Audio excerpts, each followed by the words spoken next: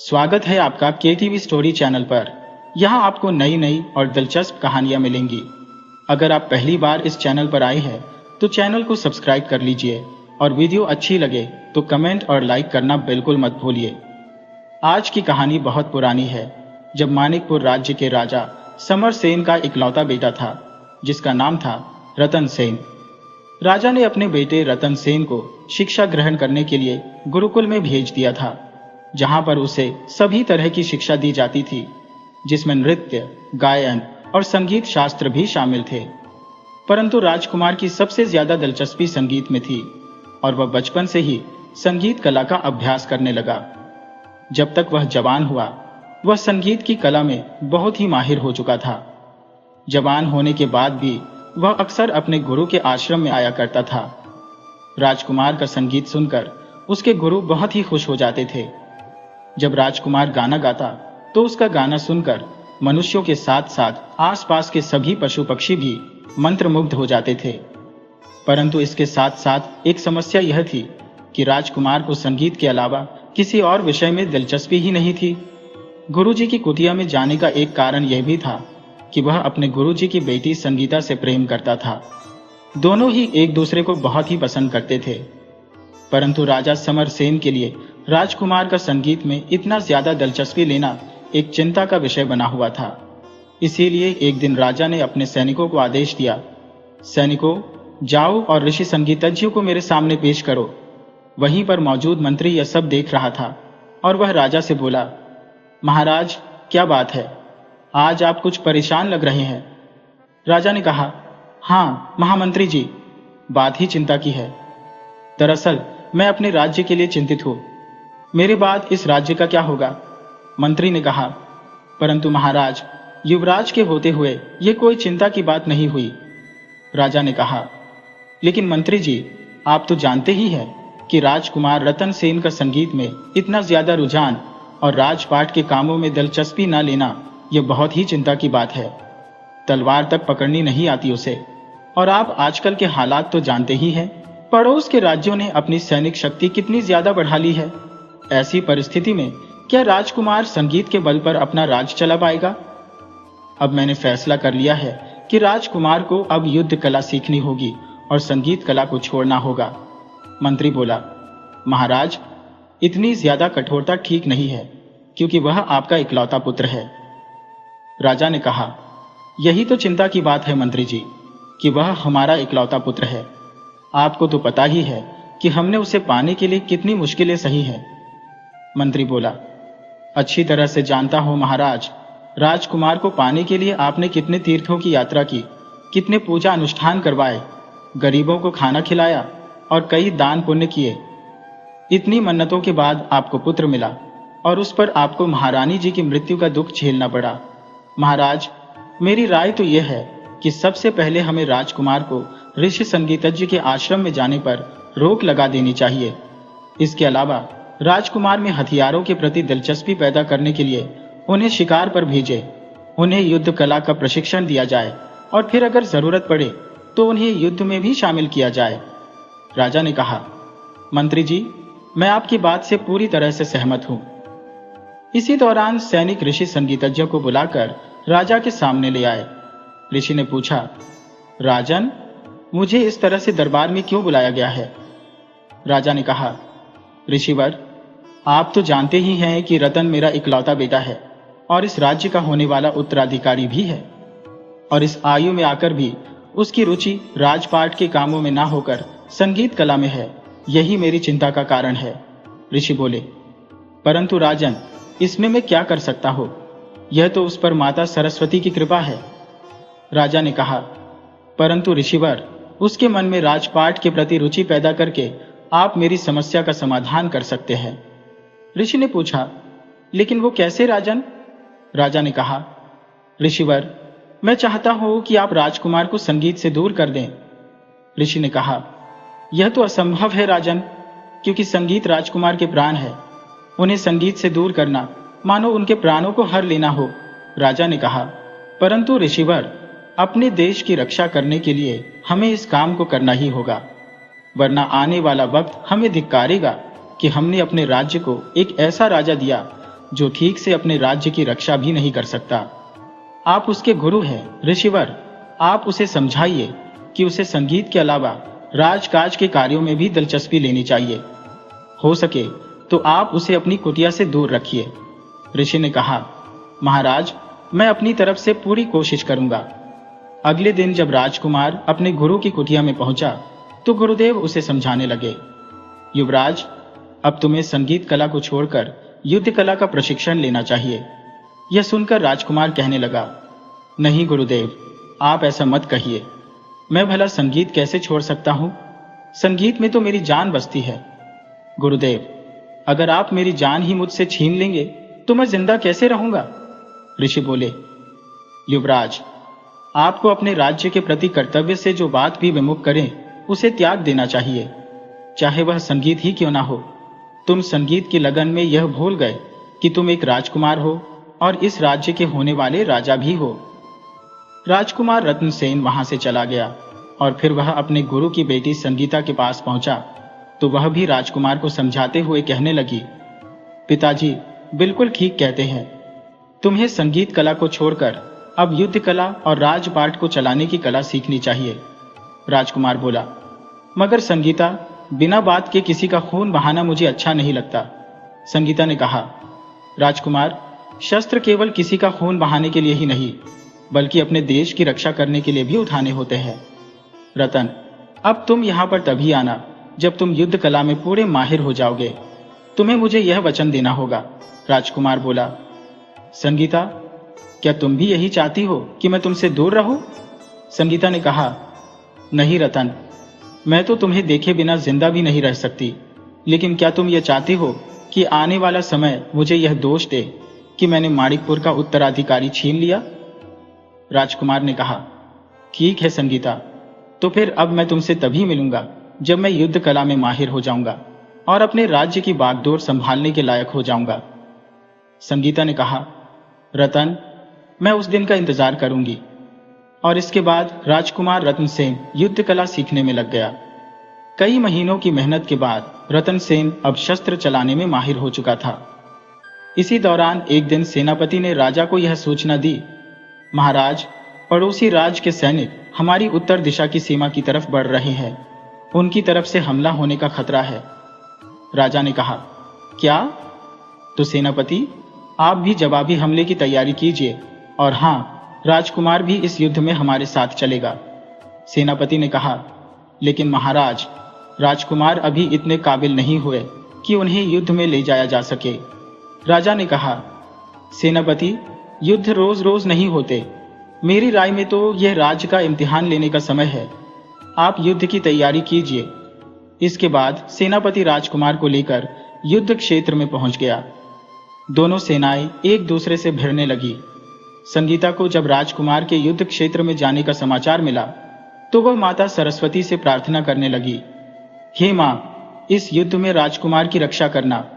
इधर राजकुमार दुश्मन की सेना से जूझ रहा था, परंतु अंदर ही अंदर वह युद्ध करने के लिए तैयार नहीं था।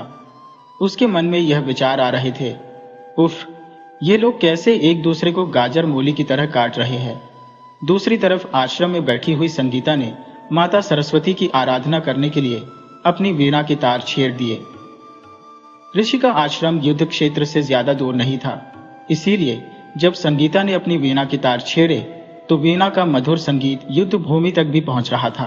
एक तो राजकुमार का मन वैसे भी युद्ध क्षेत्र में नहीं लग रहा था, ऊपर से वीणा की इस मधुर ध्वनि ने उसका ध्यान अपनी ओर खींच लिया और युवराज ने युद्ध से अलग होकर अपना घोड़ा वीणा की आ रही आवाज की तरफ मोड़ दिया। यह देखकर सेनापति ने कहा, अरे, ये युवराज कहां चल दिए? युद्ध क्षेत्र में मौजूद राजा ने कहा, मुझे मालूम है कि राजकुमार कहां जा रहा है। सेनापति, तुम युद्ध क्षेत्र को संभालो, मैं अभी राजकुमार को लेकर आता हूं। और राजा ने अपना घोड़ा राजकुमार के पीछे लगा दिया। दूसरी तरफ संगीता, जो कि माता सरस्वती की आराधना करने के लिए वीणा बजा रही थी, उसका ध्यान घोड़े की टाप से भंग हुआ तो उसने सोचा, अरे, कहीं यह राजकुमार रतनसेन तो नहीं? यह सोचकर संगीता द्वार की तरफ गई और उसने दरवाजा अंदर से बंद कर दिया। राजकुमार, जो कि आश्रम के बाहर पहुंच चुका था, उसने बंद दरवाजे पर संगीता को आवाज दी और कहने लगा, संगीता, तुमने दरवाजा क्यों बंद कर दिया और तुमने वीणा बजाना क्यों बंद कर दिया? तुम्हारी वीणा सुनने के लिए ही तो मैं युद्ध भूमि से आया हूं। राजकुमार की बात सुनकर संगीता को गुस्सा आ गया और वह कहने लगी, राजकुमार, आप युद्ध भूमि में वापस चले जाइए, वरना आप मेरा मरा हुआ मुंह देखेंगे। राजकुमार ने कहा, लेकिन संगीता, तुम ऐसा मत करो। इसी दौरान वहां पर गुरुदेव भी आ गए। राजकुमार ने अपने गुरु को प्रणाम करते हुए कहा, प्रणाम गुरुदेव। ऋषि को भी इस बात का क्रोध था और वह गुस्से में आकर कहने लगे, मत कहो मुझे गुरुदेव, तुमने मेरा सिर शर्म से झुका दिया। संगीत का भला ऐसा भी क्या दीवानापन जो आपको आपके बाकी सभी कर्तव्यों से दूर कर दे? चले जाओ यहां से। उसी समय राजा सेन भी वहां पर आ गया और बोला, राजकुमार, इस तरह कायर मत बनो, युद्ध का क्षेत्र ही वीरों की कर्मभूमि है। और फिर राजकुमार अपने पिता के साथ वापस चल दिया। राजा मन ही मन यह सोचने लगा कि जब तक यह दोनों बाप बेटी यहां पर है, राजकुमार का मन किसी काम में लग ही नहीं सकता। इन दोनों का कोई ना कोई इंतजाम तो करना ही पड़ेगा। महाराज और राजकुमार के जाने के बाद वहां पर 2 घुड़सवार आए और फिर उन्होंने कुटिया में आग लगा दी। आग लगाने के बाद दोनों घुड़सवार जंगल में गायब हो गए। कुछ देर के बाद सब कुछ शांत हो गया। अगले दिन एक सैनिक ने राजा को यह खबर दी, महाराज, दुश्मन सेना ने ऋषि संगीतज्ञ की कुटिया को आग लगा दी और सब कुछ तबाह कर दिया। तभी राजकुमार बोला, गुरुदेव और संगीता तो ठीक है ना? सैनिक ने कहा, उनका तो कुछ भी पता नहीं चला युवराज। संगीता के कुछ गहने और शत्रु सेना के हथियार मिले हैं, बाकी सब कुछ जलकर राख हो गया है। युवराज दुखी होते हुए कहने लगा, नहीं नहीं, ये नहीं हो सकता। और संगीता करता हुआ वह महल से निकला और जंगल की तरफ दौड़ गया, जबकि उसके पिता उसे आवाजें देकर रोकते ही रह गए। जब राजकुमार घटनास्थल पर पहुंचा तो वहां का दृश्य देखकर उसके होश उड़ गए। भयंकर गर्जना करते हुए राजकुमार चीखने लगा, हथियारों, मैं तुम्हें जिंदा नहीं छोड़ूंगा। ये कहते हुए वह बेहोश होकर जमीन पर गिर गया। तभी राजकुमार के पीछे पीछे और लोग भी वहां पर पहुंच गए। सेनापति ने राजा से कहा, महाराज, लगता है राजकुमार ये हादसा सह नहीं पाए और बेहोश हो गए हैं। बेहोश राजकुमार को उठाकर महल ले जाया गया। राजवैद्य को बुलाया गया और राजवैद्य के इलाज के बाद जब राजकुमार को होश आया तो राजा अपने पुत्र से कहने लगा, कैसे हो बेटा? तुम हिम्मत से काम लो, होनी को भला कौन टाल सकता है? तुम अपने आप को संभालो। राजकुमार अपने पिता को कुछ कहने की कोशिश करने लगा, परंतु उसके गले से आवाज ही नहीं निकल रही थी। काफी कोशिश करने के बावजूद भी वह अपनी भावनाओं को अपने पिता से नहीं कह पा रहा था। असल में राजकुमार अपनी आवाज खो चुका था। तब महाराज ने वैद्य से पूछा, वैद्य जी, राजकुमार की आवाज को क्या हुआ? यह कुछ बोलता क्यों नहीं? वैद्य कहने लगा, महाराज, युवराज उस हादसे को सह नहीं पाए और अपनी आवाज खो बैठे। ये सुनकर राजा को एक धक्का सा लगा और वह बोला, हे भगवान, ये क्या अनर्थ हो गया? उसी वक्त एक सैनिक वहां पर आया और बोला, महाराज, हमारे एक दूसरे पड़ोसी प्रीतम राज्य ने हम पर आक्रमण कर दिया है और यह आक्रमण दक्षिण दिशा की ओर हमारी सीमा पर किया गया है। परेशान होते हुए राजा बोला, अरे, ये मुसीबत भी अभी आनी थी। एक तरफ से उत्तर दिशा का हमला अभी संभला नहीं कि दक्षिण से भी हमला हो गया। अपने 2 दुश्मनों से हम कैसे निपटेंगे? इसके बाद राजा ने दक्षिण में होने वाले हमले का सामना किया और जबकि सेनापति उत्तर दिशा से होने वाले हमले का सामना कर रहा था। राजा युद्ध भूमि में अपने दुश्मनों पर कहर बनकर टूट पड़ा, लेकिन अपने बेटे के गूंगे हो जाने का गम और राज्य की सीमाओं पर बढ़ते हुए हमलों के कारण राजा का ध्यान अब बढ़ चुका था। युद्ध करते हुए भी महाराज का ध्यान रह रहकर अपने बेटे की तरफ जा रहा था। ऐसे ही एक पल में एक भाला हवा में तैरता हुआ आया और राजा की पीठ में जा घुसा। यह देखते हुए वहां पर मौजूद महामंत्री ने राजा को उठाया और जख्मी राजा को अपने साथ लेकर वह युद्ध से दूर एक सुरक्षित स्थान पर जा पहुंचा। उसने जख्मी राजा को जमीन पर लिटा दिया। तब राजा ने कहा, महामंत्री जी, इससे पहले कि मेरी जान निकल जाए, मैं एक राज आपको बताना चाहता हूं। महामंत्री ने कहा, कहिए महाराज। राजा ने कहा, राजकुमार की आवाज चले जाने की वजह मैं हूं। मेरे ही कारण मेरे बेटे की आज यह हालत हुई है। मैंने ही ऋषि संगीतज्ञ की कुटिया में आग लगवाई थी। मंत्री ने पूछा, लेकिन क्यों महाराज, आपने ऐसा क्यों किया? राजा ने कहा, मंत्री जी, कल जब युवराज युद्ध भूमि को छोड़कर वीणा की आवाज सुनते हुए जब ऋषि के आश्रम में जा पहुंचा था, तो इस बात से मेरे मन में बहुत ही क्रोध उत्पन्न हो गया था। मैंने सोचा कि यह दोनों पिता और पुत्री मेरे बेटे की इस हालत के जिम्मेदार है, और मैंने गुस्से में आकर उनकी कुटिया में आग लगवा दी, और मैंने उन दोनों को चंदन वन के घने जंगलों में रहने के लिए मजबूर कर दिया। मंत्री बोला, महाराज, इसका मतलब वे दोनों जिंदा है और चंदन वन में है।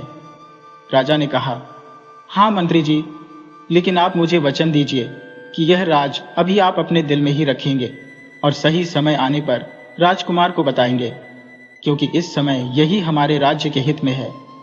मंत्री जी, मुझे वचन दीजिए। मंत्री ने कहा, ठीक है महाराज, मैं आपको वचन देता हूं कि मैं इस बात को रहस्य ही रखूंगा और सही समय आने पर मैं राजकुमार को इसके बारे में बताऊंगा। इसके बाद राजा के प्राण निकल गए। सारा राज्य इस शोक में डूब गया। राजा की चिता को राजकुमार ने अग्नि दी। अभी महाराज की चिता ठंडी भी नहीं हुई थी कि तभी एक सैनिक एक और समाचार लेकर आ गया। वह मंत्री से कहने लगा, महामंत्री जी, दुश्मन देश की सेना ने एक बार फिर से आक्रमण कर दिया है। मंत्री घबरा गया और कहने लगा, इस समय अब क्या होगा? हमारी सेनाओं का नेतृत्व अब कौन करेगा? वहीं पर खड़ा हुआ राजकुमार, जिसके मुंह से अब शब्द नहीं निकलते थे, लेकिन उसने जोरदार चीख मारी। उसकी यह चीख इस बात का संकेत थी कि वह दुश्मनों के साथ भिड़ने को तैयार है। उसके पिता की मौत ने उसके अंदर बहुत ज्यादा क्रोध भर दिया था। राजकुमार अपनी सेना को लेकर रणक्षेत्र की ओर बढ़ गया। उसने रणक्षेत्र में जाते ही भयंकर मारकाट मचा दी। यह देखते हुए राजकुमार की सेना में भी अब उत्साह भर आया था। राजकुमार के युद्ध कौशल और उसके सैनिकों का यह उत्साह देखकर दुश्मन देश की सेना वहां से भाग निकली, और उधर दूसरी तरफ से हमला कर रहे राजा ने जब पहले राजा की हार देखी तो उसने भी अपनी सेनाएं वापस बुला ली। इस तरह से मानिकपुर में अब पूरी तरह से शांति हो चुकी थी। राज्य की प्रजा में खुशी की लहर दौड़ गई। सभी लोग यह कह रहे थे कि यह सब राजकुमार के कारण ही हुआ है। ये सब उनकी वीरता का ही नतीजा है। जब राजकुमार रणक्षेत्र में अपनी जीत हासिल करने के बाद अपने नगर वापस आया तो राज्य की सारी प्रजा ढोल नगाड़ों से उसका स्वागत करने लगी। मगर युवराज अंदर ही अंदर कुछ और ही सोच रहा था। ढोल नगाड़ों की आवाज सुनकर वह सोचने लगा कि जिस संगीत के कारण मेरा सब कुछ लुट गया, उसे मैं अपने राज्य में अब बजने नहीं दूंगा। इसके बाद पूरे राज्य में एक घोषणा की गई, सुनो सुनो नगरवासियों, हमारे नए राजा के इस लिखित आदेश के अनुसार हमारे राज्य में किसी भी तरह के संगीत और नृत्य के कार्यक्रम पर प्रतिबंध लगाया जाता है। राजा का आदेश है कि हमारे राज्य का कोई भी आदमी इस आदेश का उल्लंघन न करे। अब राजकुमार रत्नसेन ने अपने राज्य का राजपाट संभाल लिया था और वह इसके लिए अब अपने आदेश लिखित में देता था। उसे अपने मंत्रियों और अपने बाकी साथियों के साथ जो भी बात करनी होती वह एक कागज में लिखकर उन्हें दे देता। परंतु इस सारी घटना के बाद राजकुमार के स्वभाव में अब काफी परिवर्तन आ चुका था। उसके दिमाग में हमेशा एक ही शब्द गूंजता रहता, बदला बदला, अपने पिता की मौत का बदला। और फिर राजकुमार ने एक लिखित आदेश अपने मंत्री को दिया।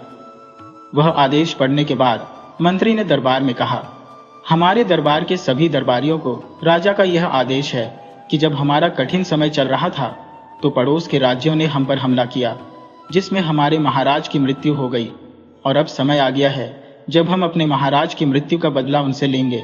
सेनापति ने कहा, राजकुमार, हम बदला जरूर लेंगे। तब मंत्री ने अगला आदेश दिया, सेनापति जी, आपके लिए आदेश यह है कि आप सेना में नए सैनिकों की भर्ती करें। अगले 2 महीने तक उन्हें प्रशिक्षण दिया जाए और फिर ठीक 2 महीने के बाद हम बदला लेने के लिए आक्रमण करेंगे। सेनापति ने कहा, महाराज की जो आज्ञा, मैं आज से ही अपने काम में लग जाता हूं। इसके बाद बड़ी संख्या में सैनिकों को सेना में भर्ती किया गया और फिर दिन रात उनके प्रशिक्षण का काम शुरू हो गया। ठीक 2 महीने के बाद पड़ोसी राज्य मलुकगढ़ पर हमला कर दिया गया। घमासान युद्ध हुआ और फिर रतन सेन की अगुवाई में मलुकगढ़ को जीत लिया गया। वहां के राजा को बंदी बनाकर कारागार में डाल दिया गया। मलुक से बदला लेने के बाद राजकुमार ने बाकी के दुश्मन राज्यों पर भी हमला कर दिया और फिर उन्हें भी जीतकर अपने राज्य में मिला लिया। परंतु इस दौरान राजकुमार के स्वभाव में बहुत ज्यादा परिवर्तन आ चुका था। अब राजकुमार पहले वाला नरम दिल राजकुमार नहीं, बल्कि एक क्रूर राजकुमार बन चुका था। उसके मन में बस यही विचार आते कि मेरा जीवन तबाह करने वालों, मैं सबको खून के आंसू रुलाऊंगा। अपने दुश्मनों से बदला लेने के बाद भी रतन सेन चुप नहीं बैठा। उसकी युद्ध की प्यास अब थम नहीं रही थी। उसके अंदर अब एक क्रूर आदमी नजर आने लगा था। एक दिन एक सैनिक राजकुमार के पास आकर बोला, महाराज, खजानगढ़ के राजा ने हमारा वह आदेश मानने से इनकार कर दिया जिसमें यह कहा गया है कि उसके राज्य में संगीत और नृत्य को प्रतिबंधित कर दिया जाएगा। राजकुमार ने लिखित आदेश दिया। उस राजा की इतनी हिम्मत कि वह हमारा आदेश न माने, उस पर आक्रमण की तैयारी करो। असल में जो राजकुमार पहले संगीत और नृत्य का रसिया था, वह अब तलवार और खून का रसिया बन चुका था। क्रूरता तो जैसे उसके जीवन का अंग बन गई थी और संगीत से उसे नफरत हो गई थी। उसकी क्रूरता का तांडव चारों दिशाओं में गूंज रहा था। पड़ोस के सभी राज्यों को उसने आतंकित कर रखा था। दूसरे राज्य के राजा भी डर के मारे अपने अपने राज्यों में संगीत पर रोक लगा चुके थे। यहां तक कि रतन सेन के अपने राज्य में भी अब लोग परेशान होने लगे थे। उसी के राज्य में एक दिन एक आदमी ने दूसरे से कहा, क्या बात है भाई, घर में पोते का जन्म हुआ है तो क्या गीत संगीत नहीं होगा? दूसरा आदमी बोला, तुम्हें तो हमारे महाराज के आदेश का पता है, ऐसी गलती करके मुझे अपनी खाल नहीं उधरवानी। गीत संगीत और प्रेम भाव के बिना जैसे सभी खुशियां गायब हो चली थी। रतन सेन की यह क्रूरता सिर्फ पड़ोस के राज्यों में ही नहीं, बल्कि उसके अपने राज्य में भी दहशत फैलाती जा रही थी। अब पनघट पर पानी भरने वाली महिलाओं के गीतों की मधुर ध्वनि नहीं आती थी, ना ही कोई उत्सव की चहल पहल और ना ही किसी त्योहार की खुशियां। मिलजुल कर रहने वाले लोग अब एक दूसरे से कटे कटे से रहते थे। रतन सेन जिस भी रास्ते से गुजरता, मुरझाए और डरे हुए चेहरे उसे दिखाई देते। अब यह एक बहुत ही चिंता का विषय बन चुका था। पड़ोस के राज्यों से बढ़ती हुई दुश्मनी और अपने राज्य में लोगों के बीच में भाईचारे की होती हुई कमी, इस कारण से सभी लोग परेशान थे। यहां तक कि रतन सेन की सेना के सैनिकों में भी अब असंतोष फैलने लगा था। सैनिक एक दूसरे से बातें करते, ना जाने कब तक हमें यह युद्ध झेलने पड़ेंगे। अगर ऐसा ही चलता रहा तो समझो प्रेम भाव और दोस्ती की भावना तो इस दुनिया से खत्म ही हो जाएगी। जब से हमारे महाराज की मृत्यु हुई है, तब से हमने अपने राजकुमार को कभी खुश होते हुए नहीं देखा। उनकी खुशियों को तो जैसे ग्रहण लग गया है। न जाने कब फिर से वह खुशियों भरे दिन आएंगे। मैं तो यह प्रार्थना करता हूँ कि माँ सरस्वती एक बार फिर से हमारे राजकुमार की आवाज लौटा दे, ताकि फिर से सब कुछ पहले जैसा खुशनुमा हो सके। राज्य के ऐसे हालात देखकर सबसे ज्यादा अगर किसी को चिंता थी तो वह थे महामंत्री शिवदत्त। वह सोचने लगा, राजकुमार रतन सेन के स्वभाव में ऐसा परिवर्तन आएगा, यह तो खुद कभी हमारे स्वर्गीय महाराज ने भी नहीं सोचा होगा। न जाने कब तक राजकुमार रतन सेन यूं भीतर ही भीतर घुटते रहेंगे। बस अब और नहीं, इस राज्य की भलाई के लिए मुझे संगीत पर लगे हुए इस प्रतिबंध को तोड़ना ही होगा। किसी भी तरह से, किसी भी कीमत पर मुझे संगीत को वापस लाना ही होगा। इसका बस एक ही उपाय है, सिर्फ एक ही उपाय। और इसके बाद महामंत्री अपने सोचे हुए उपाय को पूरा करने के लिए वहां से चल दिया और अगली ही सुबह जैसे चमत्कार हो गया। संगीत के मधुर स्वर राजमहल के आसपास के वातावरण में गूंजने लगे। संगीत की यह ध्वनि सुनकर सभी लोग हैरान थे, लेकिन राजकुमार के कानों में जब यह संगीत पड़ा तो उसकी क्रूरता में जैसे उबाल आ गया। संगीत की स्वर लहरिया जैसे वातावरण में नया जीवन घोल रही थी। पक्षी चहचहाने लगे, ऐसा लगा मानो पूरी प्रकृति फिर से झूम उठी हो। परंतु यह स्वर लहरिया सुनकर राजा रतन सेन के मन में यह विचार उठने लगे, कौन है यह गुस्ताख, मैं इसे जिंदा नहीं छोड़ूंगा। और फिर गुस्से में आया हुआ रतन सेन संगीत की ध्वनि जिस दिशा से आ रही थी उस दिशा में तलवार ली हुए दौड़ पड़ा। कुछ दूर तक जाने पर वह हैरान हो गया और सोचने लगा, अरे ये रास्ता तो गुरुदेव की कुटिया की तरफ जा रहा है। जैसे ही वह उस जगह पर पहुंचा तो सोचने लगा, अरे वैसी ही कुतिया, लेकिन वो कुतिया तो जलकर भस्म हो गई थी। अब राजकुमार का क्रोध शांत हो चुका था। उस जगह का वातावरण आज भी वैसा ही पवित्र था जैसा कि पहले था। राजकुमार सोचने लगा, सब कुछ पहले जैसा ही है। वीणा से निकलती हुई यह स्वर लहरिया बिल्कुल वैसी ही है जैसी संगीता बजाया करती थी। ये सब कुछ देखकर उसका हृदय व्याकुल हो गया था। अनजानी आशा लिए हुए वह कुटिया में प्रवेश करता है और सामने संगीता को बैठा हुआ देखकर वो हैरान रह गया। और फिर रतन सेन के मुंह से एक शब्द निकला, संगीता। संगीता बोली, राजकुमार रतन सेन। रतन सेन अपनी भावनाओं को काबू में नहीं रख पाया और उसने आगे बढ़कर संगीता को गले से लगा लिया। संगीता को पा लेने की खुशी से महाराज रतन सेन की आवाज एक बार फिर से वापस लौट आई थी। तभी वहां पर उसके गुरुदेव और महामंत्री भी पहुंच गए और फिर महामंत्री ने राजा रतन सेन को उनके पिता की कही हुई सारी बात बता दी कि उस दिन ऋषि की कुटिया पर आक्रमण किसी और ने नहीं बल्कि उनके पिता ने करवाया था। सारी बात जानने के बाद रतन सेन ने कहा, ओह, तो यह सब कुछ मेरे पिताजी ने किया था। महामंत्री ने कहा, हाँ महाराज, परंतु ये सब कुछ आपके और इस राज्य की भलाई के लिए किया गया था। रतन सेन ने कहा, महामंत्री जी, मेरी समझ में सब कुछ आ गया, परंतु अगर मैं यह बात पहले ही समझ जाता तो फिर इतना कुछ होता ही नहीं।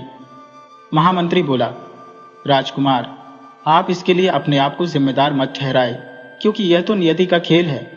जो होना था वह तो होकर ही रहेगा। इसके बाद राज्य से संगीत और नृत्य पर लगे हुए प्रतिबंध हटा दिए गए। स्वर लहरिया एक बार फिर से गूंज उठी, लेकिन अब एक अंतर था। संगीत कला और राजनीति में अब एक समन्वय था। मानिकपुर एक बड़ा ही शांतिप्रिय और समृद्ध राज्य बन चुका था।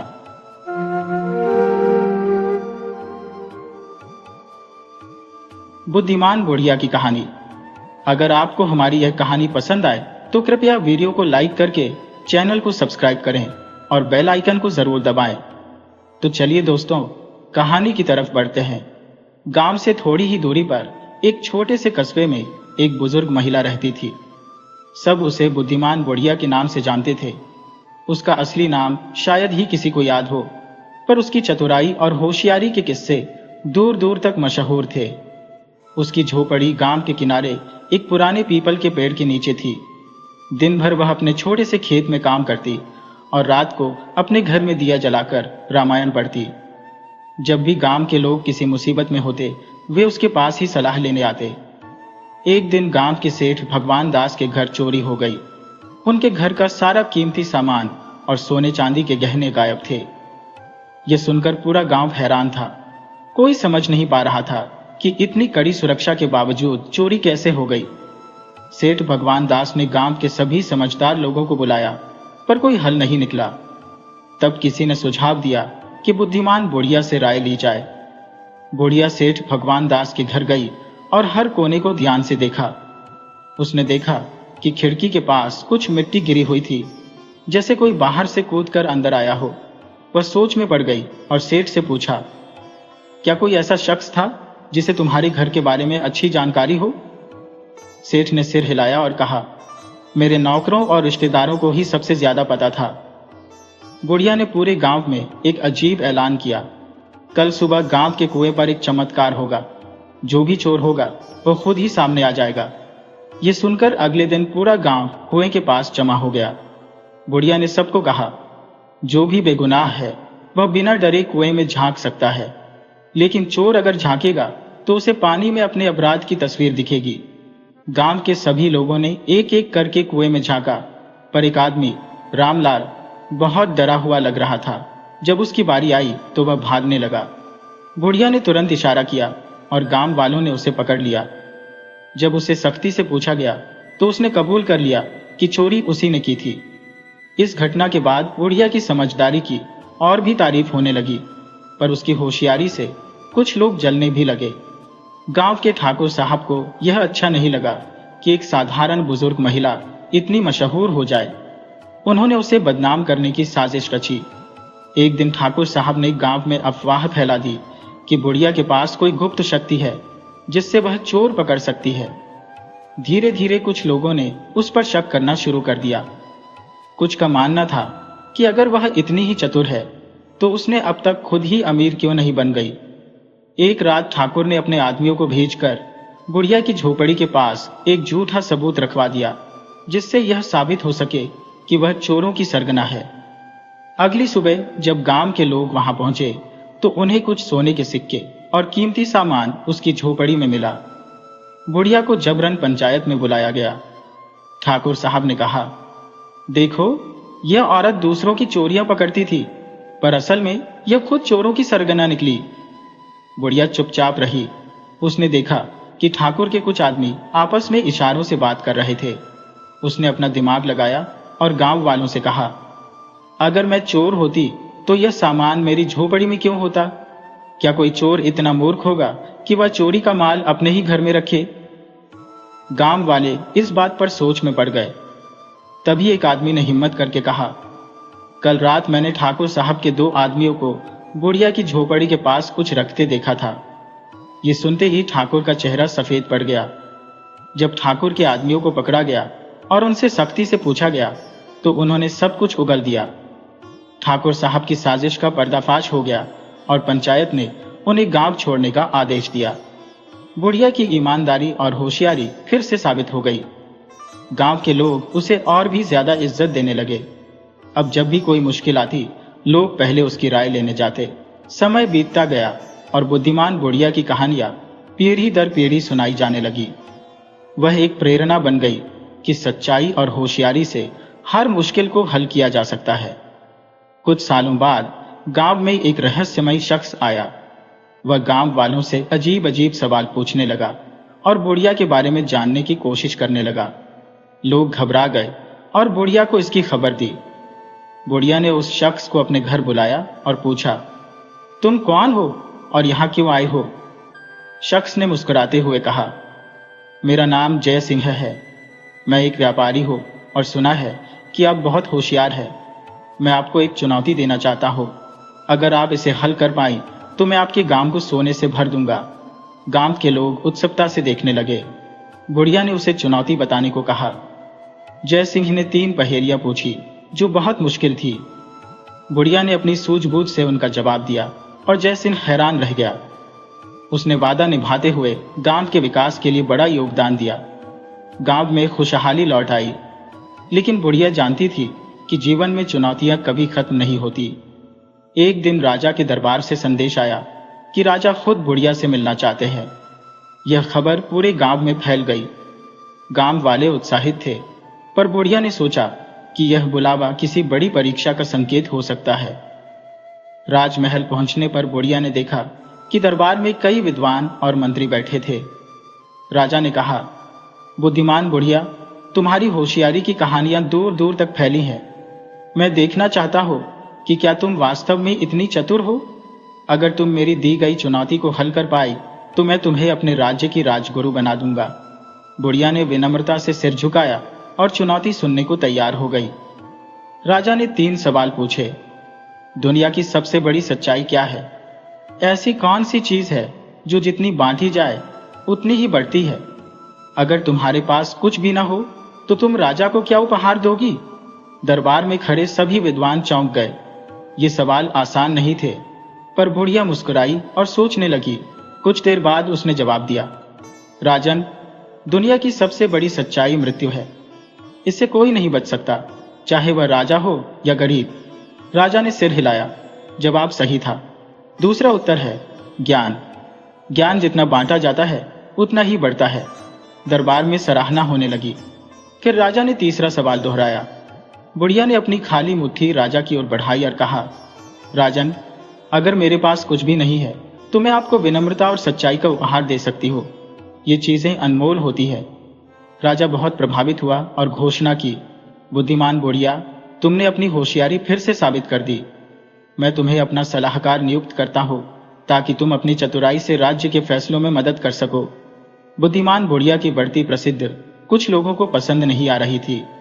गांव में कुछ स्वार्थी और जलने वाले लोग उसे नीचा दिखाने के लिए नई चालें सोचने लगे। उनमें से एक था हरिराम, जो ठाकुर साहब के खास आदमी में से एक था। उसने गांव में अफवाह फैलाई कि बुढ़िया कोई साधारण इंसान नहीं, बल्कि तंत्र मंत्र जानने वाली कोई मायावी औरत है। धीरे धीरे गांव में यह अंधविश्वास फैलने लगा कि बुढ़िया की चतुराई के पीछे कोई गुप्त शक्ति है। कुछ भोले भाले लोग इस झूठी बात पर विश्वास करने लगे, जबकि कई लोग अभी भी उस पर भरोसा करते थे। लेकिन हरिराम और उसके साथियों ने बुढ़िया को फंसाने की ठान ली थी।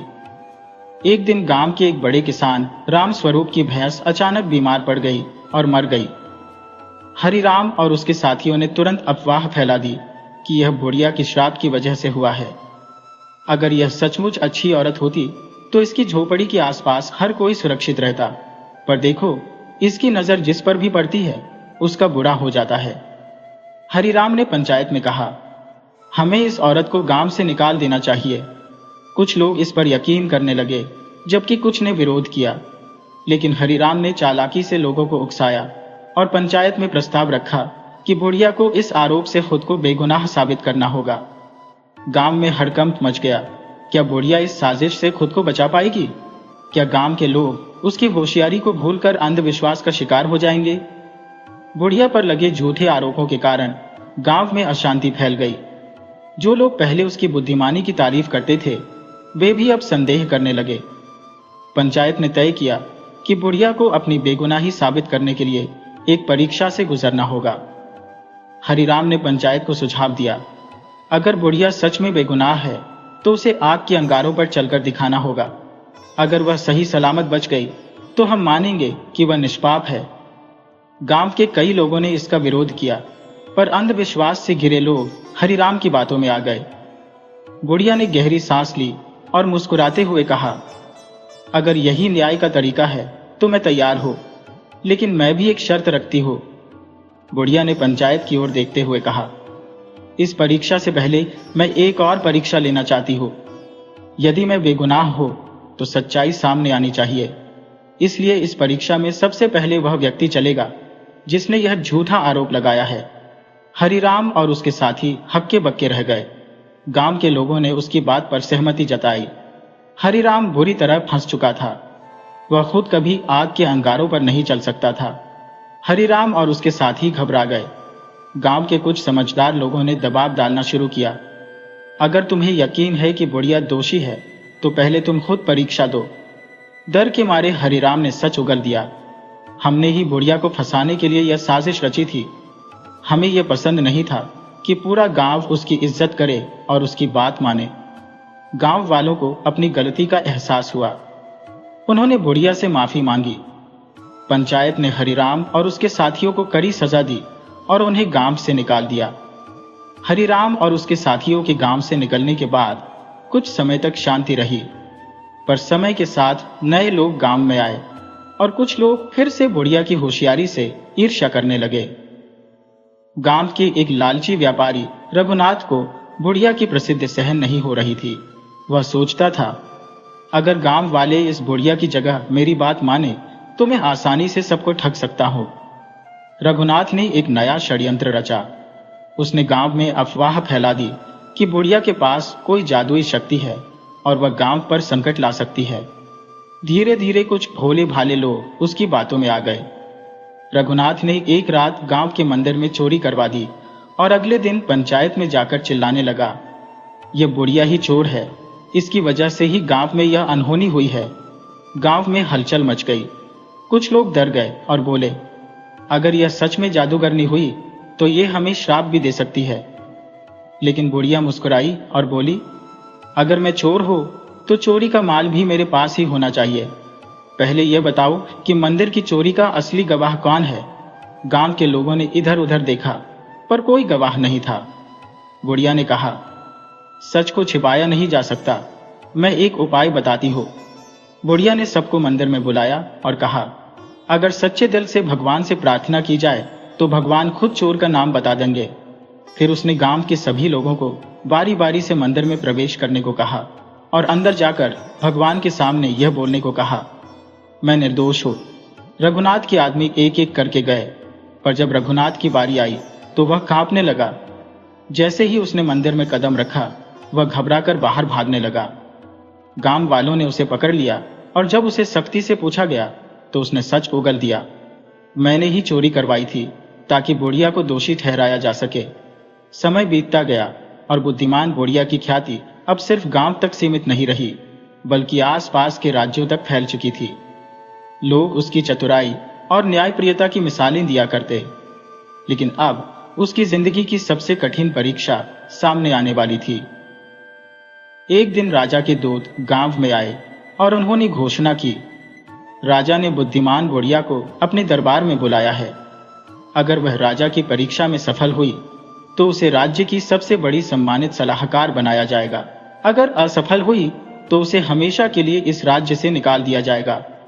गांव के लोग घबरा गए, पर बुढ़िया मुस्कुराई और बोली, जब तक दिमाग सही दिशा में चलता रहे तब तक कोई भी परीक्षा कठिन नहीं होती। चलो राजा की चुनौती भी देख लेते हैं। राजा के महल में बुढ़िया का स्वागत बड़े सम्मान के साथ किया गया, पर राजा के चेहरे पर एक शरारती मुस्कान थी। उसने कहा, अगर तुम सच में इतनी होशियार हो तो 3 चुनौतियों को हल करके दिखाओ। अगर सफल हुई तो राज्य की मुख्य सलाहकार बनोगी, लेकिन अगर असफल हुई तो तुम्हें इस राज्य से निष्कासित कर दिया जाएगा। राजा के सामने 2 औरतें खड़ी थी और दोनों एक ही नवजात बच्चे को अपनी संतान बता रही थी। राजा ने बुढ़िया से कहा, तुम्हें बिना किसी सबूत के यह बताना होगा कि असली मां कौन है। बुढ़िया ने कुछ देर तक दोनों औरतों को देखा, फिर उसने एक चाल चली। उसने सैनिक से कहा, इस बच्चे को 2 हिस्सों में बांट दो ताकि दोनों औरतों को उसका बराबर हिस्सा मिल सके। पहली औरत तुरंत चिल्ला उठी, नहीं, ऐसा मत करो। मैं इस बच्चे को छोड़ने को तैयार हूं, पर इसे नुकसान मत पहुंचाओ। दूसरी औरत चुपचाप खड़ी रही। बुढ़िया मुस्कुराई और बोली, यही असली मां है, क्योंकि मां अपने बच्चे को मरते नहीं देख सकती। राजा और दरबारियों ने उसकी होशियारी की सराहना की। फिर राजा ने बुढ़िया को एक खाली मिट्टी का गमला दिया और कहा, इसमें सोने का बीज उगाकर दिखाओ, तभी तुम्हें अगली चुनौती मिलेगी। बुढ़िया ने हंसते हुए जवाब दिया, महाराज, सोने के बीज नहीं होते। अगर कोई कहे कि उसने सोने का पौधा उगाया है तो वह झूठा होगा। राजा ने ताली बजाई और कहा, तुमने यह चुनौती भी पार कर ली। बुद्धिमान बुढ़िया अब राजा की मुख्य सलाहकार बन चुकी थी, पर उसके लिए यह कोई सम्मान पाने की बात नहीं थी, बल्कि यह उसके जीवन की सबसे बड़ी जिम्मेदारी थी। वह जानती थी कि अगर उसने राजा को सही सलाह नहीं दी तो राज्य में अन्याय और अराजकता फैल सकती है। राजा ने बुढ़िया से कहा, मेरे दरबार में आए दिन लोग अपनी समस्याएं लेकर आते हैं। मुझे नहीं पता कि किसका न्याय करना सही होगा और किसका नहीं। बुढ़िया ने मुस्कुराते हुए कहा, महाराज, न्याय वह होता है जिसमें किसी के साथ अन्याय ना हो। मैं आपको एक सुझाव दूंगी। उसने एक बड़ा तराजू मंगवाया और कहा, जिस व्यक्ति का मामला हो उसके पक्ष में और विपक्ष में सबूत रखकर तराजू में तोले। जिस पक्ष का वजन ज्यादा होगा वही सच्चाई होगी। राजा को यह बात समझ में आ गई। उसने बुढ़िया के न्याय के तराजू को पूरे राज्य में लागू कर दिया। राजा के राज्य में कुछ गांव ऐसे थे जहां अकाल पड़ा था। लोग भूखे मर रहे थे और किसान खेती नहीं कर पा रहे थे। बुढ़िया ने राजा से कहा, महाराज, अगर राजा की प्रजा भूखी रहे तो उसका शासन भी कमजोर हो जाता है। आपको तुरंत एक योजना बनानी होगी। राजा ने पूछा, क्या योजना हो सकती है? बुढ़िया ने कहा, राज्य के सभी अमीर लोगों से कर वसूल कर गरीबों में बांट दीजिए। साथ ही हर गांव में एक अनाज कोठी बनाई जाए जहां हर व्यक्ति अपनी जरूरत के अनुसार अनाज ले सके, पर उसे उतना ही अनाज दिया जाए जितना वह मेहनत से वापस लौटा सके। राजा ने यह योजना लागू कर दी और कुछ ही महीनों में राज्य में भूख की समस्या खत्म हो गई। एक दिन राजा के दरबार में एक धनी व्यापारी आया। उसने कहा, महाराज, मेरे नौकरों ने मेरे खजाने से चोरी कर ली है, कृपया मुझे न्याय दिलाए। बुढ़िया ने उस व्यापारी की आंखों में देखा और पूछा, तुम्हारे पास कितना धन है? व्यापारी बोला, मेरे पास अनगिनत सोने चांदी के सिक्के हैं, मेरी गिनती में भी नहीं आते। बुढ़िया ने राजा से कहा, महाराज, जब इस व्यापारी को खुद ही नहीं पता कि उसके पास कितना धन है तो उसे यह कैसे पता चला कि चोरी हुई है? राजा को समझ में आ गया कि व्यापारी केवल लालच में आकर अधिक धन पाने की कोशिश कर रहा था। उसने व्यापारी को झूठ बोलने के जुर्म में सजा सुना दी। समय बीतता गया और बुढ़िया की होशियारी की चर्चा दूर दूर तक फैलने लगी। राजा के दरबार में आए दिन नए नए मामले आते और बुढ़िया अपनी चतुराई से उनका हल निकाल देती। लेकिन अब उसकी असली परीक्षा होने वाली थी। एक दिन राजा को खबर मिली कि पड़ोसी राज्य का राजा युद्ध की तैयारी कर रहा है। उसने अपने सैनिकों को सीमा पर तैनात कर दिया था और किसी भी वक्त आक्रमण कर सकता था। राजा चिंतित था। उसने तुरंत बुढ़िया को बुलाया। राजा ने कहा, माता, हमें क्या करना चाहिए? यदि युद्ध हुआ तो हमारे कई सैनिक मारे जाएंगे और प्रजा को भारी नुकसान होगा। बुढ़िया ने कुछ देर सोचा और फिर कहा, युद्ध लड़ने से पहले यह समझना जरूरी है कि दुश्मन वास्तव में चाहता क्या है। अगर हम उसके इरादों को पहले ही जान ले तो बिना खून खराबे के समाधान निकाला जा सकता है। राजा ने पूछा, लेकिन हम यह कैसे जानेंगे? बुढ़िया मुस्कुराई और बोली, मैं स्वयं वहां जाऊंगी। राजा को पहले तो यह सुनकर आश्चर्य हुआ, पर वह जानता था कि बुढ़िया की होशियारी पर संदेह करना व्यर्थ है। बुढ़िया एक साधारण ग्रामीण महिला के रूप में पड़ोसी राज्य के बाजार में चली गई। वहां उसने स्थानीय लोगों से बातचीत की और धीरे धीरे सच्चाई सामने आने लगी। पड़ोसी राज्य का राजा दरअसल धन और अनाज की कमी से जूझ रहा था। उसके सैनिक असंतुष्ट थे और जनता में भी अस्थिरता थी। इसलिए वह युद्ध की धमकी देकर राजा से धन ऐंठना चाहता था। बुढ़िया वापस लौटी और राजा को सब बताया। उसने कहा, अगर हम इसे युद्ध में उलझने दें तो यह हमारे लिए भी नुकसानदायक होगा, लेकिन अगर हम इसे होशियारी से हल करें तो बिना रक्त बहाए जीत सकते हैं। राजा ने पूछा, कैसे? बुढ़िया बोली, उन्हें युद्ध के बजाय मदद की जरूरत है। हम उन्हें कुछ अनाज और व्यापारिक मदद की पेशकश करेंगे, पर एक शर्त पर कि वे हमारी संधि को स्वीकार करें और हमारे मित्र बने। राजा को यह सुझाव पसंद आया। उसने पड़ोसी राजा को संदेश भेजा और सहायता की पेशकश की। पड़ोसी राजा को भी समझ में आ गया कि युद्ध से उसे कुछ नहीं मिलेगा। उसने तुरंत संधि स्वीकार कर ली। इस तरह बिना तलवार उठाए ही युद्ध टल गया और दोनों राज्यों के बीच मित्रता हो गई। राजा ने बुढ़िया की चतुराई की एक बार फिर प्रशंसा की, लेकिन क्या यही बुढ़िया की आखिरी परीक्षा थी या फिर कोई और बड़ी चुनौती उसकी प्रतीक्षा कर रही थी? समय बीतता गया और बुढ़िया की चतुराई और न्यायप्रियता की चर्चा पूरे राज्य में ही नहीं बल्कि दूर दूर तक फैल गई। राजा ने उसे अपने दरबार में सम्मानित किया और सलाहकार बना लिया। एक दिन राजा ने बुढ़िया से पूछा, माता, आपने अपने जीवन में इतनी होशियारी से हर कठिनाई का हल निकाला, क्या आप हमें अपनी सबसे महत्वपूर्ण सीख देना चाहेंगी? बुढ़िया मुस्कुराई और कहा, राजन, 3 चीजें कभी न भूलना, सत्य, धैर्य और करुणा। राजा ने उत्सुकता से पूछा, इनका क्या महत्व है?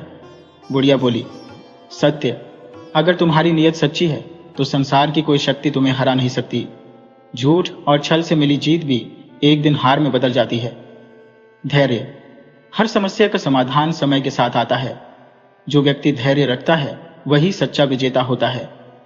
करुणा, अगर तुम्हारे निर्णयों में करुणा होगी तो तुम्हारा राज्य सदैव खुशहाल रहेगा। जो दूसरों के दुख को समझता है वह कभी अकेला नहीं होता। राजा ने बुढ़िया की इन सीखों को अपने जीवन में उतार लिया। उसने एक न्यायप्रिय शासन चलाया जिससे राज्य समृद्ध हुआ और प्रजा सुखी रही।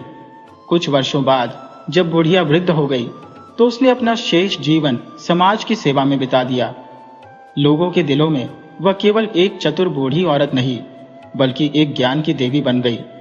जब वह इस दुनिया से विदा हुई तो राजा ने उसकी स्मृति में एक विशाल पुस्तकालय बनवाया जहां लोग आकर ज्ञान प्राप्त कर सकें।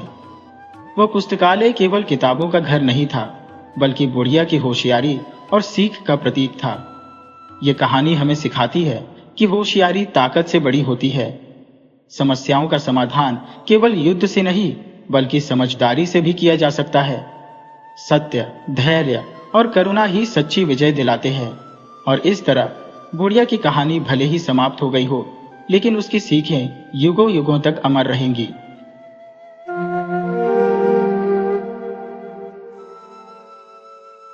चतुर पंडिताइन की कहानी। अगर आपको हमारी यह कहानी पसंद आए तो कृपया वीडियो को लाइक करके चैनल को सब्सक्राइब करें और बेल आइकन को जरूर दबाएं। तो चलिए दोस्तों, कहानी की तरफ बढ़ते हैं। गांव शिवपुर अपने सीधे सादे लोगों और धार्मिक माहौल के लिए मशहूर था। गांव का सबसे बड़ा और सम्मानित परिवार था पंडित रामलाल का, जिनकी विद्वता दूर दूर तक चर्चित थी। रामलाल जी के प्रवचन न केवल गांव में बल्कि आसपास के दूसरे गांवों में भी प्रसिद्ध थे। लेकिन जितनी चर्चा पंडित जी की थी, उससे कहीं ज्यादा चर्चा उनकी नई बहू सावित्री की होने लगी थी। सावित्री जब पहली बार अपने मायके से पंडित परिवार में आई तो देखने वालों की आंखें ठहर गईं। न कोई भारी गहने, न कोई दिखावा, बस माथे पर बड़ा सा लाल बिंदी, आंखों में गहराई और चेहरे पर एक ऐसी आभा जैसे देवी का आशीर्वाद खुद साथ लेकर आई हो। पहले ही दिन जब गांव की कुछ बुजुर्ग महिलाएं उसे देखने आई तो सोचा था कि शहर की बहू होगी, कामकाज में अनाड़ी निकलेगी। पर पहली ही बातचीत में सावित्री ने सबका मन मोह लिया। किसी ने पूछा, बहू, रसोई में सबसे पहले किसका भोग लगाओगी? तो बिना रुके बोली, पहला भोग अन्नदाता का, दूसरा कुल देवता का, तीसरा गुरुदेव का और चौथा पति परमेश्वर का, उसके बाद पूरा परिवार। इतने सटीक उत्तर की उम्मीद किसी को नहीं थी। गांव की औरतें फुसफुसाने लगी, ये बहू साधारण नहीं है, जरूर पिछले जन्म में कोई बड़ी तपस्विनी रही होगी। पंडित परिवार की परंपरा थी कि हर नई बहू को पहले ही हफ्ते में शिव मंदिर में 56 भोग चढ़ाने का जिम्मा दिया जाता। गांव भर की निगाहें इसी बात पर टिकी थी कि यह नई बहू क्या करती है। सावित्री ने बिना किसी घबराहट के रसोई संभाली। हल्दी, धनिया, इलायची और जायफल की खुशबू पूरे घर में फैल गई। कोई देखकर चौंकता, कोई चुपके से मुस्कुराता, क्योंकि किसी को भरोसा नहीं था कि यह काम नई बहू अकेले कर पाएगी। लेकिन जब भोग तैयार हुआ तो एक एक व्यंजन ऐसा लगा जैसे देवी अन्नपूर्णा ने अपने हाथों से बनाया हो। मंदिर में जब भोग पहुंचा तो पुजारी ने गिनती की, पूरे 56 व्यंजन थे, बल्कि एक और ज्यादा। जब पुजारी ने पूछा, यह 57वां व्यंजन कौन सा है? तो सावित्री ने मुस्कुराकर कहा, यह मेरी भक्ति का व्यंजन है, जो गिनती में नहीं आता, भावना में आता है। यह सुनते ही मंदिर में बैठे सभी लोग अवाक रह गए। किसी ने आज तक ऐसी बात नहीं सुनी थी। धीरे धीरे सावित्री की चतुराई की चर्चाएं पूरे गांव में फैलने लगी। कोई कहता, बहू के हाथ में सरस्वती का वास है, तो कोई कहता, यह खुद लक्ष्मी का रूप है। लेकिन हर दिन नई परीक्षा सामने आ रही थी। गांव का एक कुटिल साहूकार था, हरिप्रसाद, जिसने गांव के आधे लोगों की जमीन हड़प ली थी।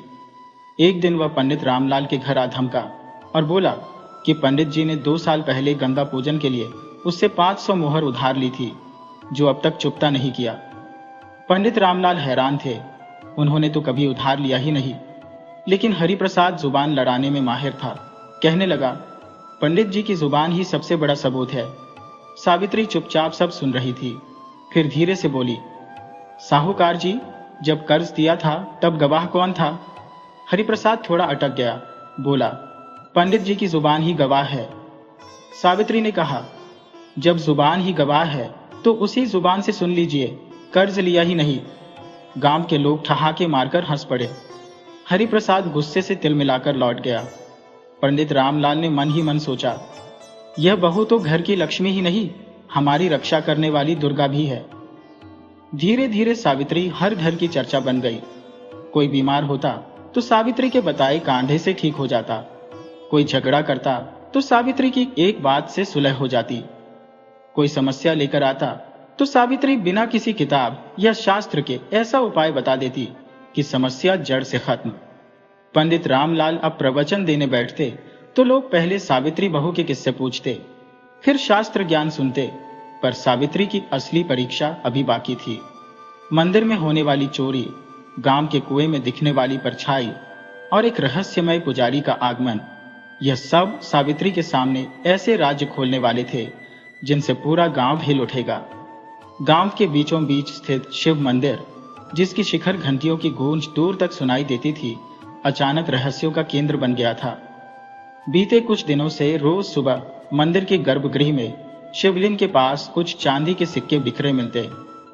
पुजारी रामदास भी हैरान थे, ये चमत्कार था या कोई संकेत, समझ नहीं पा रहे थे।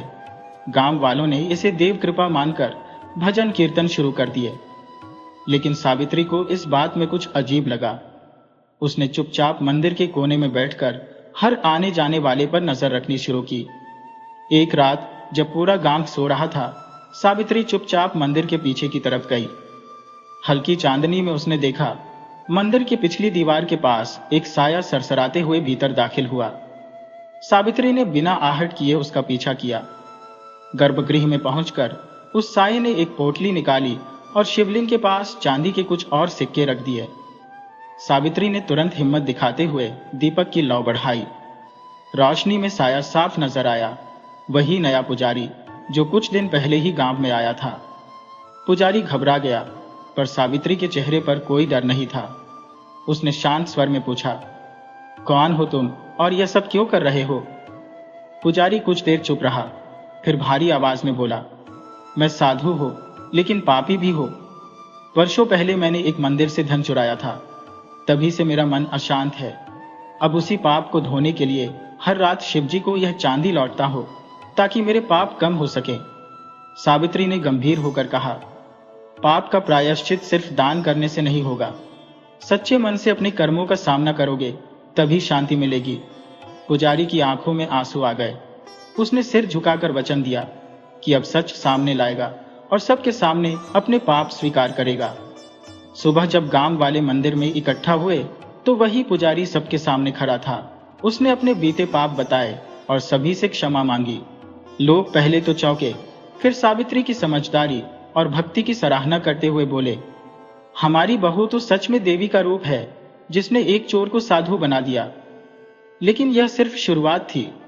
उसी शाम पंडित रामलाल के घर एक अजीब खबर पहुंची। गांव के पुराने कुएं में एक औरत की परछाई रोज नजर आती थी, जिसने पूरे गांव में सनसनी फैला दी थी। कोई कहता वह आत्मा है, तो कोई कहता वह किसी मरे हुए इंसान की छाया है। डर के मारे लोग कुएं की तरफ जाने से भी कतराने लगे। सावित्री ने इस रहस्य को भी सुलझाने का निश्चय किया। अगली रात सावित्री अकेली उस कुएं के पास पहुंची। पूरा गांव दूर से देख रहा था, सांसें थमी हुई थी। सावित्री ने कुएं के किनारे दीप जलाया, फिर आंखें बंद कर बैठ गई। मंत्रों का जाप शुरू किया। धीरे धीरे कुएं के पानी में हलचल हुई और पानी में एक चेहरा उभरा। वह चेहरा किसी आत्मा का नहीं था, बल्कि गांव की ही एक गरीब महिला कमला का था, जो महीनों पहले लापता हो गई थी। सावित्री ने जैसे ही मंत्र रोककर कहा, कमला बहन, तुम यहां क्या कर रही हो? पानी में चेहरा डूबने लगा। सावित्री ने तुरंत बाल्टी में पानी खींचा और उसमें वही चेहरा साफ दिखाई दिया। सावित्री समझ गई कि यह आत्मा नहीं, बल्कि कमला का दुख भरा इतिहास है, जो इस कुएं के पानी में कैद हो गया है। उसने गांव वालों को बुलाकर कहा, इस कुएं का पानी पवित्र है, पर इसमें किसी की पीड़ा बसी है। जब तक उस पीड़ा को सुना नहीं जाएगा, तब तक यह परछाई गांव को डराती रहेगी। गांव वालों ने सावित्री से उपाय पूछा तो उसने कहा, कल सुबह सब मिलकर इस कुएं पर एक सत्य कथा का पाठ करेंगे, जिसमें गांव की हर स्त्री अपने दुखों को कहेगी, ताकि इस जल में बसा दुख बाहर निकले। अगली सुबह गांव की औरतें जमा हुई।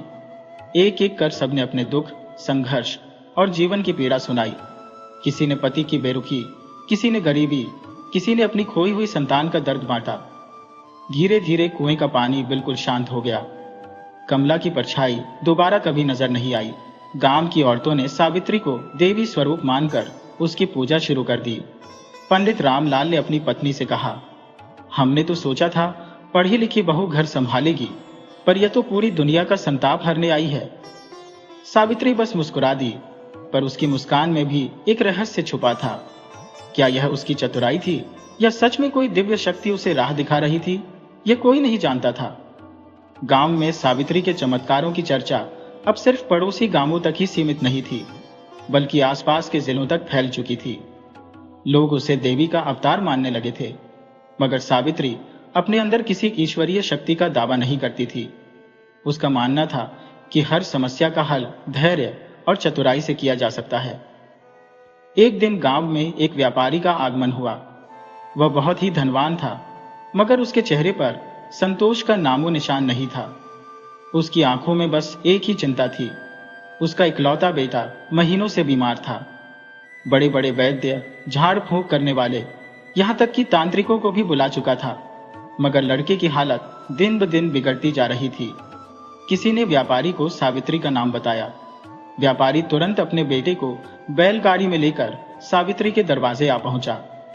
सावित्री ने लड़के को देखा। उसकी आंखों के नीचे काले गड्ढे, चेहरा बुझा हुआ और शरीर इतना कमजोर कि हड्डियां तक झलक रही थी। व्यापारी ने रोते हुए कहा, माँ, मेरा बेटा बचा लो। मैंने सुना है तुम्हारे पास देवी शक्ति है। अगर तुम चाहो तो इसे नया जीवन दे सकती हो। सावित्री ने कोई वादा नहीं किया, बस शांत स्वर में पूछा, इस बच्चे को सबसे ज्यादा क्या पसंद है? व्यापारी ने बताया, इसे मिठाई बहुत पसंद है, खासकर गुड़ के लड्डू, मगर बीमारी के बाद से कुछ भी नहीं खा पाता। सावित्री मुस्कुराई और बोली, तो इसका इलाज भी गुड़ के लड्डू से ही होगा, मगर इस लड्डू को बनाने के लिए पूरे गांव की औरतों का सहयोग चाहिए। क्या तुम तैयार हो? व्यापारी ने सिर हिलाया और सावित्री ने पूरे गांव में ऐलान करवाया कि अगले दिन हर घर की औरतें एक एक मुट्ठी आटा, गुड़ और घी लेकर चौपाल पर जमा होंगी। गांव वाले समझ नहीं पाए कि यह कैसी विद्या है, मगर अब तक सावित्री पर जो भरोसा बन चुका था, उसके आगे सवाल उठाने की किसी की हिम्मत नहीं हुई। अगले दिन गांव की औरतें अपनी अपनी पोटली लेकर आईं। सावित्री ने सबको एक घेरा बनाकर बैठने को कहा, फिर बोली, जिसके मन में कोई छल कपट, किसी के प्रति ईर्ष्या या किसी का बुरा करने की भावना हो, वह अपनी पोटली वापस ले जाए, क्योंकि इस लड्डू में सिर्फ पवित्रता का स्वाद होगा। कुछ औरतों ने सिर झुका लिया, कुछ ने पोटली वापस ले ली, मगर ज्यादातर वहीं बैठी रही। अब सावित्री ने सबके सामने मिलकर एक बड़ा लड्डू बनाया। उस लड्डू को शिव मंदिर में रखकर पूरी रात भजन कीर्तन हुआ और सुबह सावित्री ने व्यापारी के बेटे को अपने हाथों से वह लड्डू खिलाया। आश्चर्य की बात यह थी कि महीनों से जिसने एक निवाला भी नहीं खाया था, उसने पूरा लड्डू चट कर लिया। व्यापारी की आंखों में आंसू आ गए, मगर सावित्री जानती थी कि यह चमत्कार नहीं था, बल्कि गांव की एकता, औरतों की पवित्र भावना और प्रेम का असर था, जो उस लड्डू में घुलकर औषधि बन गया था। मगर यह बात उसने किसी को नहीं बताई। कुछ ही दिनों में व्यापारी का बेटा पूरी तरह स्वस्थ हो गया। अब गांव वाले सावित्री को देवी कहने लगे, मगर इस बीच गांव के जमींदार के कानों में भी सावित्री की चतुराई और चमत्कारों की खबर पहुंच चुकी थी। जमींदार, जिसे किसी की समझदारी से डर लगता था, उसने ठान लिया कि किसी भी तरह सावित्री की असली सच्चाई सबके सामने लानी है। उसने गांव के ही कुछ दुष्ट स्वभाव के लोगों को इकट्ठा किया और एक योजना बनाई। रात के अंधेरे में जब पूरा गांव सो रहा था, ये दुष्ट लोग सावित्री के आंगन में एक संदूक रखकर भाग गए। उस संदूक में गांव से चोरी किए गए सोने चांदी के गहने भरे थे, जो कुछ समय पहले गांव के मंदिर से चोरी हुए थे। सुबह होते ही जमींदार के लोगों ने शोर मचाना शुरू कर दिया, देखो, यही है चतुर पंडिताइन का सच। यह खुद चोरी करती है और देवी बनकर सबको धोखा देती है। गांव वाले पहले तो अवाक रह गए, मगर उन्होंने कहा, जब तक सावित्री खुद कुछ न कहे, हम कुछ नहीं मानेंगे। सावित्री ने शांत स्वर में कहा, अगर मैं दोषी हूं तो यह जमीन खुद मेरी गवाही देगी। मुझे सिर्फ एक दिन का समय चाहिए। गांव वालों ने उसे समय दे दिया। उस रात सावित्री ने अपने आंगन में गोबर से एक विशेष मंडल बनाया और उसमें एक दीप जलाकर बैठ गई। पूरी रात वह शिव मंत्रों का जाप करती रही। सुबह होते ही जब गांव वाले इकट्ठा हुए तो उन्होंने देखा कि जिस संदूक को सबूत माना जा रहा था, उसमें रखे सारे गहने गल चुके थे और उनकी जगह राख पड़ी थी। सावित्री ने कहा, सच सोने की तरह होता है, जिसे आग में डालो तो और चमकता है, मगर झूठ राख में बदल जाता है। गांव वाले समझ गए कि यह जमींदार की साजिश थी। जमींदार का चेहरा उतर गया और वह शर्मिंदा होकर गांव छोड़कर चला गया। सावित्री ने न किसी से बदला लिया, न किसी को सजा दिलाई। उसने बस मुस्कुराकर कहा, जब नियत साफ हो तो पूरा ब्रह्मांड आपकी रक्षा करता है। गांव की औरतें सावित्री के पैरों में गिर पड़ी और पंडित रामलाल ने गर्व से कहा, सच में मेरी पत्नी सिर्फ मेरी अर्धांगिनी नहीं, पूरे गांव की मां है। गांव में जमींदार की साजिश के उजागर होने के बाद सावित्री की प्रतिष्ठा और भी बढ़ गई थी। लोग अब उसे केवल पंडिताई नहीं, बल्कि गांव की चतुर्माता कहकर बुलाने लगे थे। सावित्री ने कभी इस सम्मान का अभिमान नहीं किया, बल्कि हर आने वाले को सादगी से बैठाकर उसकी समस्या सुनती और अपनी सहज बुद्धि से हल देती। धीरे धीरे सावित्री की समझदारी, धैर्य और चतुराई पूरे इलाके की मिसाल बन गई। एक दिन गांव के बाहर से दुर्गी बजाते हुए 4 अजीबोगरीब आदमी पहुंचे। उनके कपड़े रंग बिरंगे थे, आंखों में शरारत चमक रही थी और चेहरे पर मुस्कान ऐसी थी जैसे कोई बड़ा तमाशा दिखाने वाले हो। उन्होंने गांव की चौपाल पर खड़े होकर ऐलान किया, हम 4 भाई दूर देश से आए हैं। हर गांव में एक चुनौती रखते हैं। अगर गांव का सबसे चतुर व्यक्ति हमारी चुनौती पार कर गया तो हम उसे इनाम में सोने का सिंहासन देंगे, मगर अगर हार गया तो पूरे गांव को हमारी गुलामी करनी होगी। गांव वाले सख्ते में आ गए। ऐसी चुनौती पहले कभी नहीं सुनी थी। हर कोई एक दूसरे का मुंह देखने लगा। आखिर किसमें इतनी समझ थी जो इन चालाक आदमियों का सामना कर सके। तभी किसी ने कहा, हमारी चतुर पंडिताइन को बुलाओ, वही इनका मुकाबला कर सकती है। सावित्री को बुलाया गया। उसने इन चारों को देखा और मुस्कुराते हुए कहा, चुनौती मंजूर है, मगर शर्त मेरी होगी। पहले मैं तुम्हें एक छोटी सी पहेली दूंगी। अगर उसका जवाब दे सके तो मैं तुम्हारी चुनौती मानूंगी, वरना तुम चारों को गांव छोड़कर जाना होगा। चारों भाई एक दूसरे की ओर देखने लगे। उन्हें विश्वास था कि किसी गांव की महिला उनकी चालाकी का सामना नहीं कर सकती। उन्होंने सहमति में सिर हिलाया। सावित्री ने पूछा, मेरे आंगन में एक पेड़ है जिसमें न पत्ते हैं, न फूल, न फल, फिर भी वह रोज बड़ा होता है। बताओ वह कौन सा पेड़ है? चारों भाई सोच में पड़ गए। उन्हें समझ ही नहीं आया कि ऐसा कौन सा पेड़ है। एक ने कहा, सूखा पेड़ होगा। दूसरे ने कहा, कोई यंत्र पेड़ होगा। मगर सावित्री सिर्फ मुस्कुराती रही।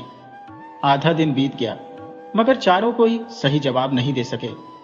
शाम होते ही सावित्री ने गांव वालों के सामने जवाब दिया, वो पेड़ है अनुभव का पेड़। हर रोज जीवन में जो कुछ सीखते हैं वो अनुभव का फल बनकर हमारे भीतर बढ़ता रहता है। ये पेड़ हर उस इंसान के आंगन में है जो जीवन को समझना चाहता है। चारों भाई निरुत्तर हो गए। पहली बार किसी ने उनकी अकड़ को हराया था, मगर वे इतनी जल्दी हार मानने वाले नहीं थे। उन्होंने कहा, तुम सच में चतुर हो, मगर असली परीक्षा तो अभी बाकी है। हम एक और चुनौती देते हैं। सावित्री ने कहा, बताओ क्या चुनौती है? चारों ने कहा, हम गांव के अलग अलग हिस्सों में 4 रहस्य छोड़ेंगे। अगर तुम सूरज डूबने तक उन चारों रहस्यों को सुलझा लो तो हम हार मान लेंगे, वरना पूरा गांव हमारी गुलामी करेगा। सावित्री ने बिना किसी घबराहट के सिर हिला दिया। गांव वालों के चेहरे पर चिंता थी, मगर सावित्री की आंखों में अटूट विश्वास था। पहला रहस्य। गांव की नदी किनारे एक मिट्टी का घड़ा रखा गया। घड़े में पानी भरा था, मगर उसके अंदर एक छोटी सी चिट रखी थी। उस चिट पर लिखा था, इस घड़े का पानी पियो, मगर पानी कम ना हो। सावित्री ने घड़ा उठाया और बिना एक बूंद पानी गिराए नदी किनारे रखे केले के पत्ते को मोड़ा और पत्ते की नोक से चिट बाहर निकाल ली। उसने पानी को छुए बिना रहस्य हल कर दिया। दूसरा रहस्य। गांव की चौपाल पर एक बड़ा ताला लगा संदूक रखा गया, जिसके ऊपर लिखा था, इस ताले को बिना चाबी और बिना तोड़े खोलो। सावित्री ने थोड़ा सोचा, फिर पास ही खड़े एक छोटे बच्चे को बुलाया। उसने कहा, बेटा आंखें बंद करो और अपने हाथ इस ताले पर रख दो। अब मन ही मन भगवान से प्रार्थना करो कि यह ताला खुल जाए। बच्चे ने वैसा ही किया और कुछ ही पल में ताला खुद ही खुल गया। दरअसल वो ताला नकली था, जो सिर्फ दिखाने के लिए बंद था। सावित्री ने यह चालाकी तुरंत समझ ली थी। तीसरा रहस्य। गांव के पीपल पेड़ के नीचे एक मिट्टी की गुड़िया रखी गई और लिखा था, इस गुड़िया को बिना हाथ लगाए पानी में डालो। सावित्री ने पास खड़े एक लड़के को बुलाया और कहा, अपनी टोपी इस गुड़िया के ऊपर उछालो। लड़के ने वैसा ही किया और टोपी के झटके से गुड़िया नीचे गिरी और पानी में जा गिरी। सबने ताली बजाई। चौथा रहस्य। गांव के मंदिर में एक घंटी बांधी गई थी, जिसके नीचे लिखा था, इस घंटी को बजाओ मगर हाथ से नहीं। सावित्री ने एक पतली रस्सी ली और उसे हवा में घुमाकर घंटी से बांध दिया। फिर उसने रस्सी को खींचा और घंटी अपने आप बजने लगी। चारों भाई सन्न रह गए। उन्होंने पहली बार अपने से ज्यादा चतुर दिमाग देखा था। सूरज डूबने से पहले ही उन्होंने हार मान ली और गांव वालों के सामने सिर झुका लिया। सावित्री ने उन्हें डांटा नहीं, बल्कि कहा, चालाकी से बड़ा है सच्चाई का ज्ञान। अगर अपनी चतुराई का इस्तेमाल लोगों की भलाई के लिए करोगे तो तुम्हारी बुद्धि का असली सम्मान होगा। चारों भाई शर्मिंदा होकर गांव छोड़कर चले गए और सावित्री का नाम दूर दूर तक प्रसिद्ध हो गया। चारों धूर्त भाइयों की हार के बाद सावित्री की ख्याति सिर्फ उनके गांव तक सीमित नहीं रही, बल्कि आसपास के गांवों में भी उसकी चतुराई के किस्से मशहूर हो गए। अब तो दूर दूर से लोग अपनी मुश्किलें लेकर सावित्री के पास आने लगे। कोई कानूनी झगड़े सुलझाने आता तो कोई जमीन जायदाद के बंटवारे का हल पूछता। सावित्री की चतुराई ऐसी थी कि हर मसले का हल इतनी सादगी से निकालती जैसे वो समस्या कभी थी ही नहीं। एक दिन सावित्री अपने आंगन में बैठी तुलसी पर जल चढ़ा रही थी कि अचानक गांव का मुखिया हांफता हुआ आ पहुंचा। पंडिताइन, जल्दी चलो, गांव में राजा के सिपाही आए हैं, बड़ी विपदा आई है। सावित्री ने माथे पर पल्लू डाला और मुखिया के साथ गांव की चौपाल पर जा पहुंची। वहां राजा के 3 हाथ सिपाही खड़े थे और उनके पीछे गांव के कई लोग सहमे खड़े थे। सिपाही ने ऐलान किया, राजा ने फरमान भेजा है, हमारे राजमहल की सबसे कीमती सोने की मूर्ति चोरी हो गई है। खबर मिली है कि चोर इसी गांव में छुपा है। अगर आज शाम तक चोर नहीं पकड़ा गया तो पूरा गांव दंडित होगा। गांव में सन्नाटा छा गया। लोग एक दूसरे का मुंह देखने लगे। किसी को कुछ समझ नहीं आ रहा था, आखिर कौन चोर हो सकता है। सावित्री कुछ पल तक खामोश रही, फिर धीरे से मुस्कुराई और सिपाही से कहा, मुझे एक मौका दीजिए, मैं आज ही शाम तक चोर का पता लगा दूंगी, बिना किसी को नुकसान पहुंचाए। सिपाही हंस पड़े, तू एक औरत, वो भी गांव की, राजमहल का चोर पकड़ेगी? चल ठीक है, शाम तक का वक्त है, मगर अगर चोर नहीं मिला तो पूरे गांव को सजा दी जाएगी। सावित्री ने गांव वालों को इकट्ठा किया और कहा, अब ध्यान से सुनो, मैं एक पूजा करवाने जा रही हूं जिसमें गांव के हर आदमी, औरत, बच्चे, बूढ़े को आना होगा। जो नहीं आएगा वही चोर होगा। गांव वाले चौंक गए, मगर पंडिताइन की चतुराई पर भरोसा था, इसलिए सब तैयार हो गए। शाम ढलते ही सावित्री ने गांव के बीचों बीच बड़ा सा चौबारा सजवाया। एक मिट्टी का बड़ा घड़ा रखा जिसके चारों तरफ हल्दी चंदन का लेप था। ऊपर आम की पत्तियां और गेंदे के फूल लटक रहे थे।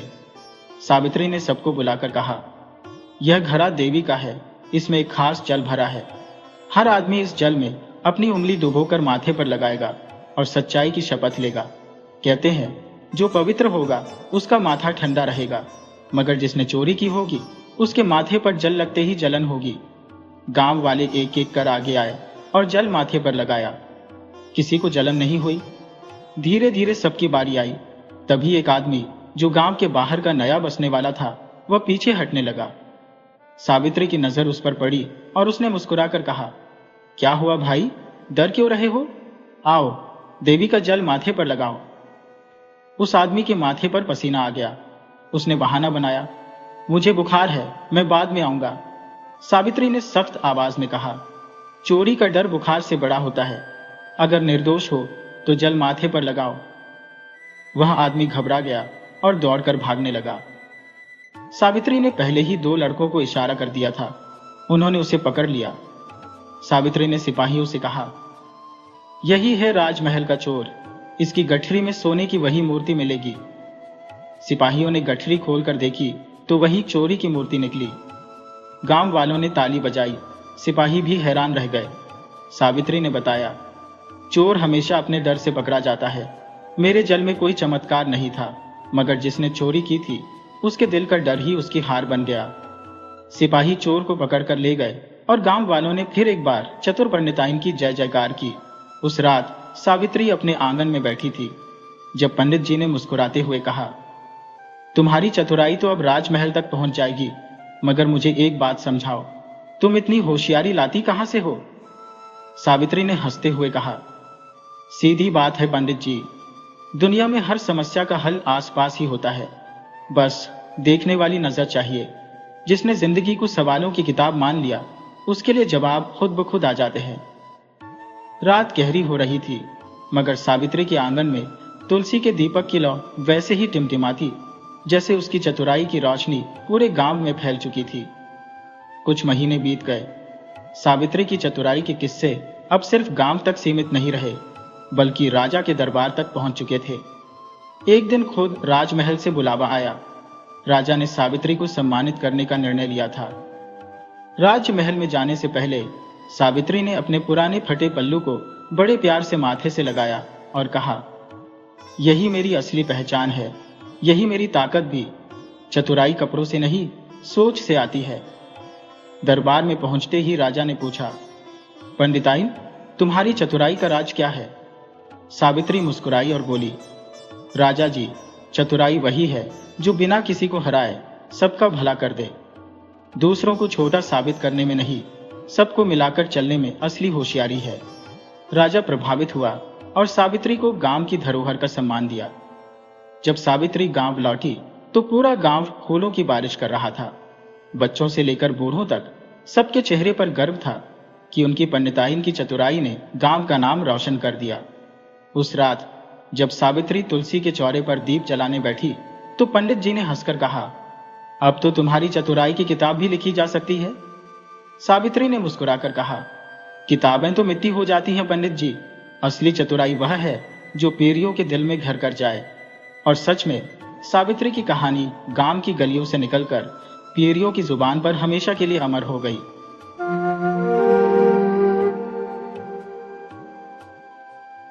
वीडियो अच्छी लगे हो तो इसे लाइक करें और ऐसी ही मज़ेदार कहानियों के लिए चैनल को सब्सक्राइब करें और बेल आइकन दबाएं। ज़्यादा से ज़्यादा अपने दोस्तों को शेयर करें। धन्यवाद।